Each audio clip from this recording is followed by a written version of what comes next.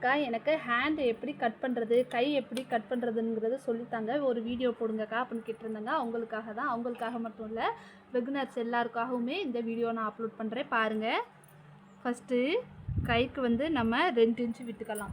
கைக்கு வந்து 2 இன்ச்சு விட்டுக்கலாம். இதுவே லைனிங் துணியாக இருந்துச்சுன்னா நம்ம 1/4 இன்ச்சு விட்டு அடித்து திருப்பினா போதும்.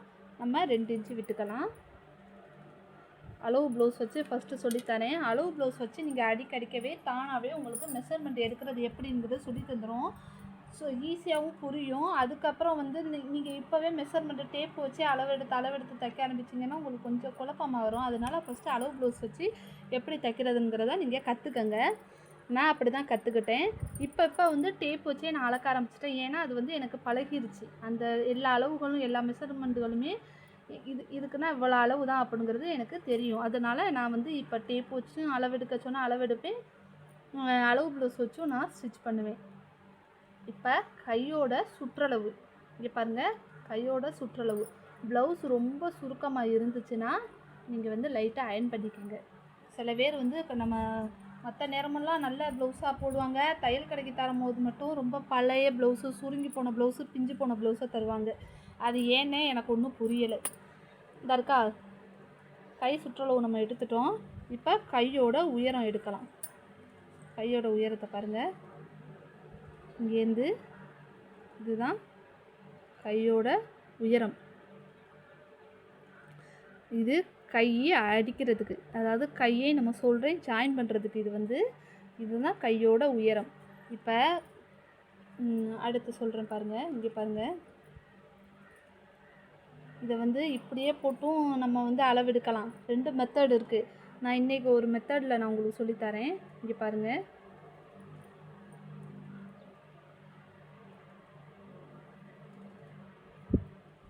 பார்த்தீங்களா, அப்படியே வந்துருச்சா? இங்கே பாருங்கள், இதுதான் ஆம்கோலோட அளவு, சரிங்களா? இதுதான் ஆம்கோலோட உயரம் அளவு. அதை நம்ம அப்படியே மார்க் பண்ணிக்கிறேன். நல்லா சொல்லித்தரேன் பாருங்கள். ப்ளவுஸ் அப்படியே போட்டாச்சு. போட்டுட்டு கை சுற்றளவுலேருந்து இங்கே பாருங்கள், ப்ளவுஸோட ஆம்கோல் உயரத்தை வரைக்கும் நம்ம ஜாயின் பண்ணுற இடத்த எடுத்துக்கிறணும். எடுத்துகிட்டு ஒரு மார்க்கு. இவங்களுக்கு வந்து கை வந்து பருமன் அதிகம், அதனால் நான் என்ன பண்ணுறேன்னா இந்த சைடு நான் 1.5 இன்ச்சு ஒட்டு போட்டுக்கிருவேன். அதனால் ரெடி அளவு மட்டும் உங்களுக்கு நான் அதை எப்படின்னு சொல்லித்தரேன். ஒருவேளை உங்களுக்கும் ஒரு நல்ல ஒரு பருமனான கஸ்டமர், கை பெரிய கையாக இருக்க கஸ்டமர் கொண்டாந்து தரும்போது இதே அளவு தான். நீங்கள் துணியை 2ஆக மடித்து போட்டுக்கிட்டு ரெடி அளவு மட்டும் நீங்கள் மார்க் பண்ணிட்டீங்கன்னா அங்கிட்ட எக்ஸ்ட்ரா அடியலுக்கு ஒரு 2 இன்ச்சுக்கு நம்ம 1.5 இன்ச்சுக்கு ஒட்டு போட்டுக்கலாம். ஒன்றும் தப்பு கிடையாது. அந்த அடியலுக்கான அளவில் ஒட்டு போட்டுக்கலாம்.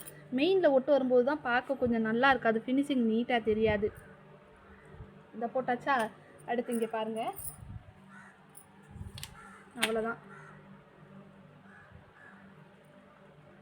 இது வந்து ரெடி அளவு, இது வந்து தையலுக்கான அளவு.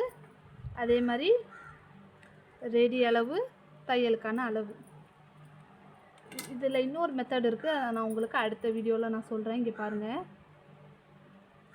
இப்படி டாட்டாக போட்டு கொண்டு போனீங்கன்னா இவ்வளோதாங்க. ரொம்ப சிம்பிள் தான் கை.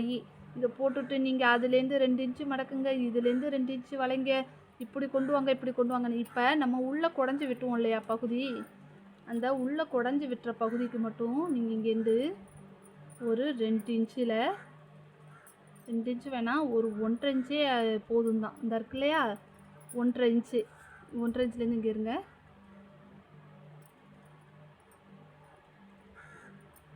இவ்வளவு நீங்கள் குடஞ்சி அது அப்படி வரும்போது இப்படி வரணும்.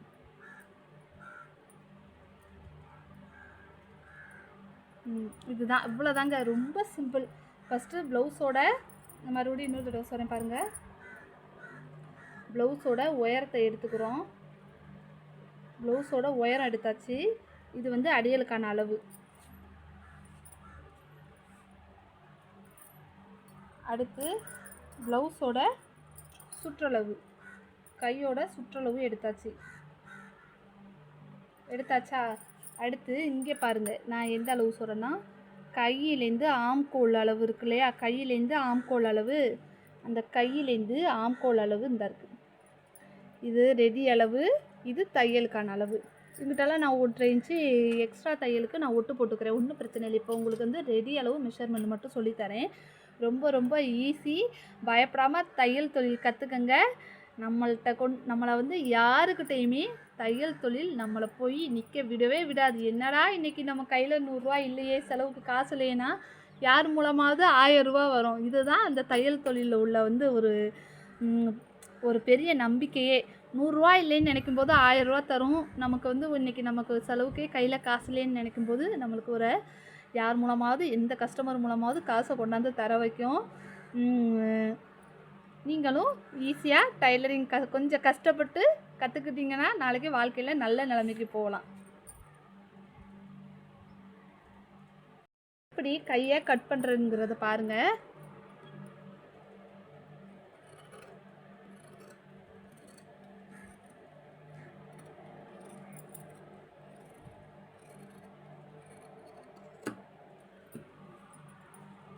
இந்த இருக்குது, கை கட் பண்ணியாச்சு. இந்த கோட்டுக்கு நேராக இதை அர்க்காத் பண்ணிக்கலாம். இது 2 இன்ச்சு மடக்கி தைக்கிறதுக்காக. இதுக்குங்கிட்டால நான் 1.5 இன்ச்சு ஒட்டு போட்டுக்கிருவேன். உங்களுக்கு வந்து கை கொஞ்சம் பருமன், அதனால இங்கே ஒரு அர்க்காத். இதுதான் ரெடி அளவு.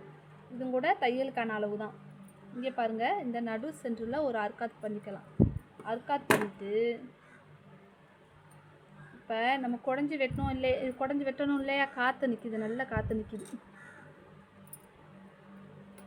இப்போ நம்ம குடஞ்சி வெட்டணும் இல்லையா, குடஞ்சி அதை மட்டும் நம்ம மார்க் பண்ணியிருக்கோம் இல்லையா, அதோட இப்படியே கட் பண்ணி